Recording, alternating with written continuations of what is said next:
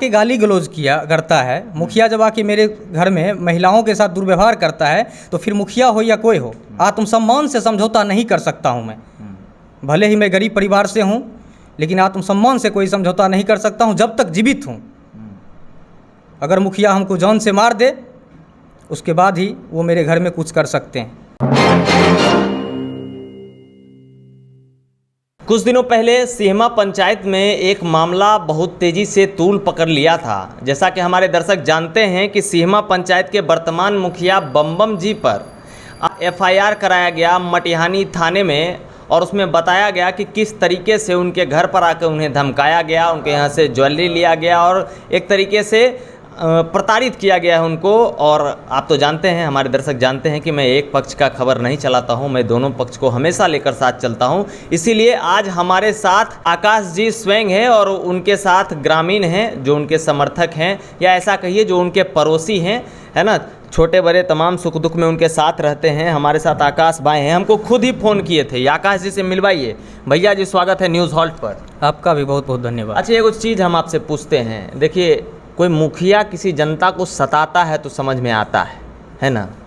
अब आप जनता हो कि मुखिया को सता रहे हैं, ये कहाँ का सिस्टम है? एफआईआर करा दिए, 80,000 का बोल रहे हैं ज्वेलरी लूट लिए, घर पे आके गाली गलौज किए हैं, आपको रंगदारी आपसे मांगा गया, आप 5,000 रुपया भी दिए, है ना, आपकी माँ को धक्का भी दिया गया है और बहुत तरह की चीज़ें हैं। आपके गांव के लोग आपको बचाने भी आए, बहुत लोगों का आपने नाम भी दिया है। ये पूरा प्रकरण हमको समझाइए, क्योंकि सामने वाले जो लोग हैं वो कह रहे हैं कि जो लोग बालू माफिया हैं, जो लोग इलीगल कामों में रहते हैं, उन लोगों का काम नहीं हो रहा है, जिसकी वजह से जो है ये बौखलाहट है और आपको बस एक मोहरे की तरह इस्तेमाल किया जा रहा है। क्या माजरा है पूरा आकाश जी, हमारे दर्शकों को बताइए पूरा।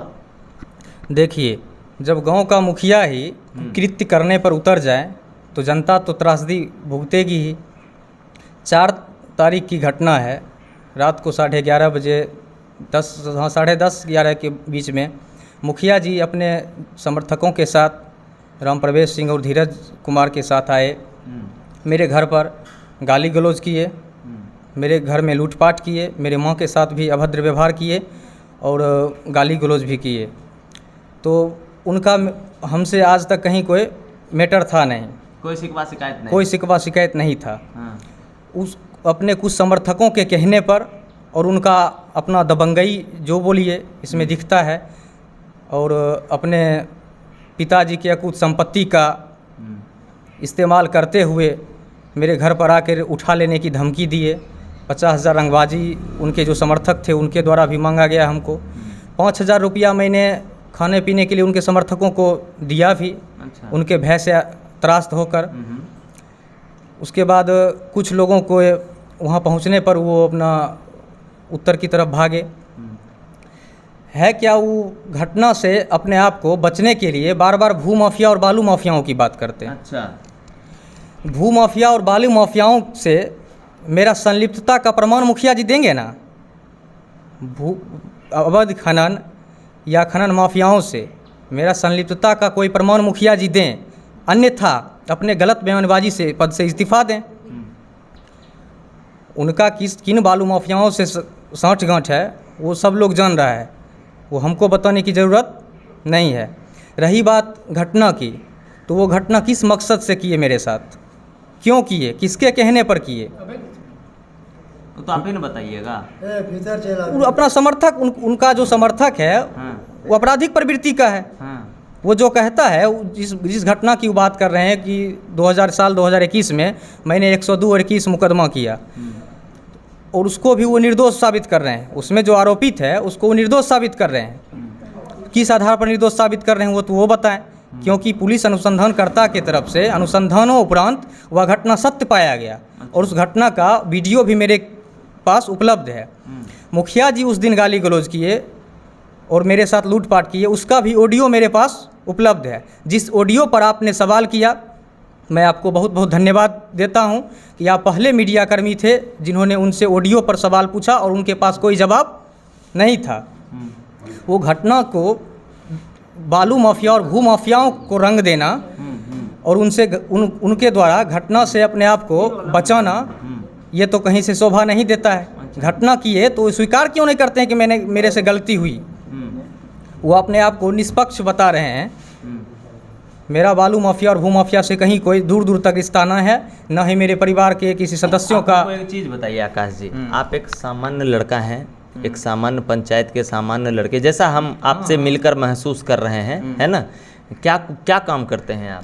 हम स्टूडेंट हैं, हम तो पढ़ाई करते हैं। स्टूडेंट हैं, पढ़ाई करते हैं, तो ऐसी क्या व्यवस्था आ गई कि आपको अपनी ही पंचायत के मुखिया के साथ लड़ना पड़ रहा है? तो मुखिया जब आके गाली गलौज करता है, मुखिया जब आके मेरे घर में महिलाओं के साथ दुर्व्यवहार करता है, तो फिर मुखिया हो या कोई हो, आत्मसम्मान से समझौता नहीं कर सकता हूँ मैं।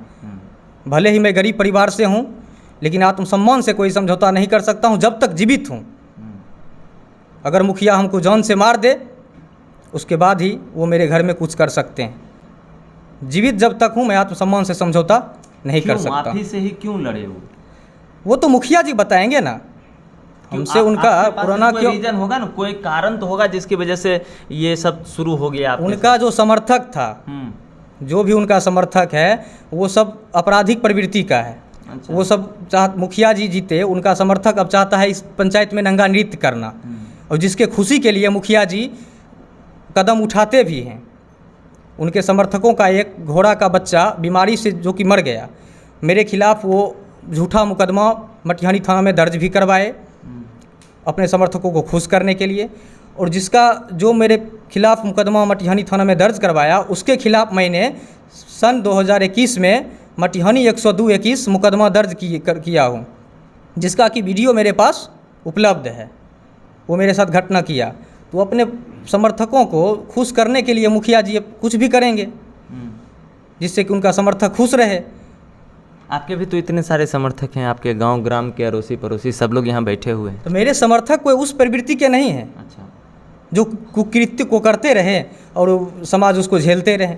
मेरा कोई भी समर्थक उतना दबंग नहीं है। उनका जो जहाँ भी बैठना उठना रहता है वो सब दबंग है, अपना जो मन होता है अपना करता है पंचायत में आके। ये सब सिलसिला कब तक चलता रहेगा? ये सब जब तक हमको न्याय नहीं मिलेगा, गरीब जनता को मुखिया के दबंगई से हमको निजात नहीं मिलेगा, ये सब चलता रहेगा। क्या किया जा सकता है? मुखिया आके गरीब को सताएगा तो ये गरीब क्या थाना में आवेदन भी नहीं बचाव के लिए दे सकता है? बिल्कुल दे सकता है। थाना का क्या कार्रवाई है? थाना प्रभारी विवेक जी क्या कहते हैं?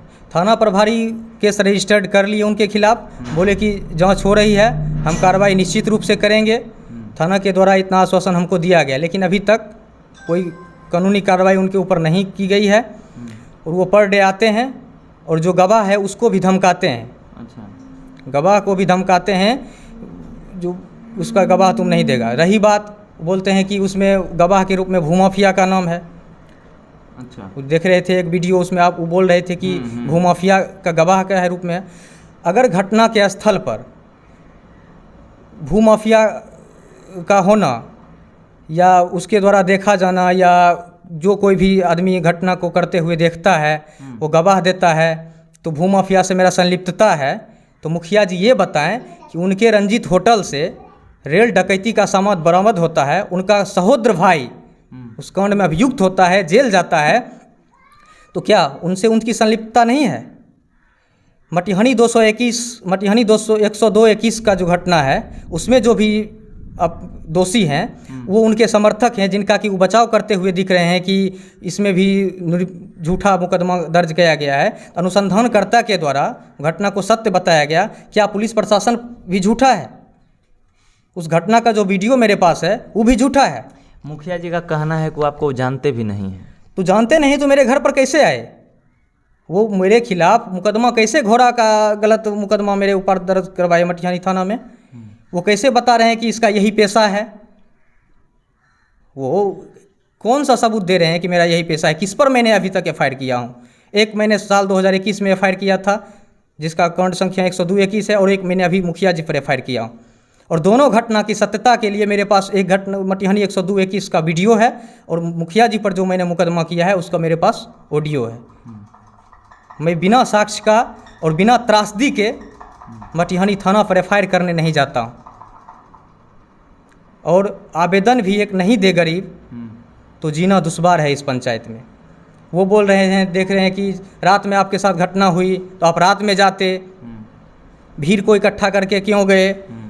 तो उनके भय से के आतंक से त्रास्त होकर मैंने रात में अपने आप को असुरक्षित महसूस किया, इसीलिए नहीं। मैंने रात में नहीं गया। दूसरी बात कि मैंने रात में ही पुलिस अधीक्षक महोदय बेगूसराय व मटिहानी थानाध्यक्ष महोदय विवेक जी को व्हाट्सएप के माध्यम से उस घटना का ऑडियो और लिखित में भी सूचना दे दिया था।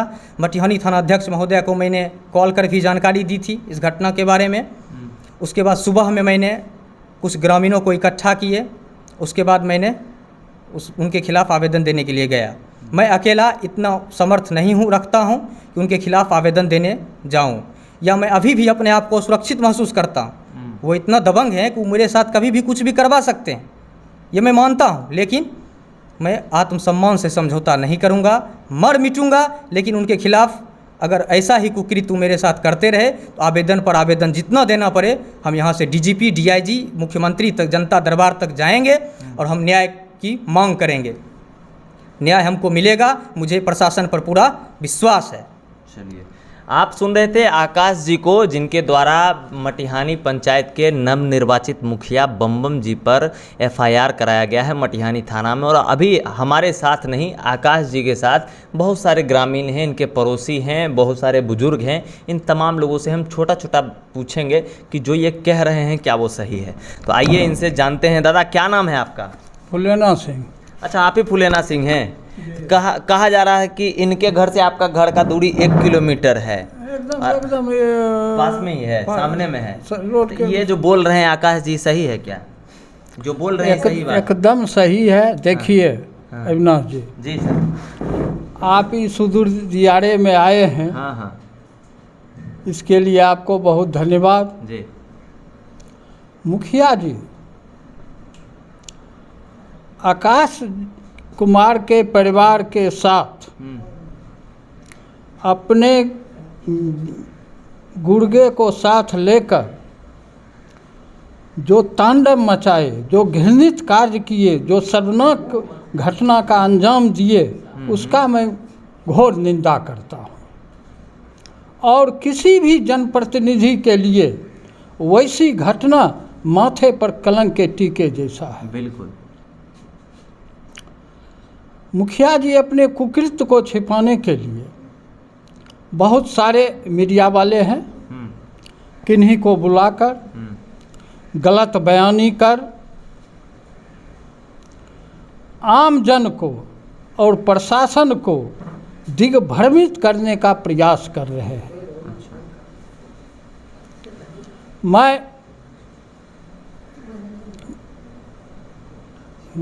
उनको दिग्भ्रमित करने का प्रयास मुखिया जी कर रहे हैं। मुखिया जी, जो ये घटना है, इस घटना के वक्त में वहाँ पर मौजूद था। अच्छा। मैंने मुखिया जी को मना भी किया, लेकिन वो शराब के नशे में धुत थे, उनका आदमी बगल में खड़ा था, वो एक नहीं माने। मैं खड़े रह गया, देखते चुपचाप रह गया। वो अपने कुकृत्य को छिपाने के लिए, अपने काले कारनामे को छिपाने के लिए, वो जो आतंक का माहौल पंचायत में बना रहे हैं, इसको जो छिपा रहे हैं, उसका मैं वर्णन करूं, मेरे पास शब्द नहीं है। इसका ऑडियो आपके पास है, आप उस ऑडियो को सुन समझ लें और सारी घटनाओं का सच्चा सबूत आपको अपने आप मिल जाएगा।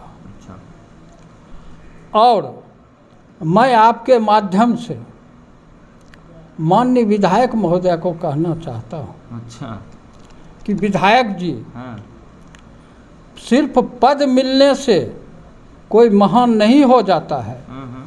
महान बनाता है उस व्यक्ति का कर्म। इसलिए आप शुरू से अभी तक मुखिया के कर्म को देखिए और इस ऑडियो को सुन समझ लीजिए और तब आप कार्रवाई करवाने की कृपा करें। जिससे कि जनप्रतिनिधि के प्रति जनमानस में आस्था बरकरार रहे।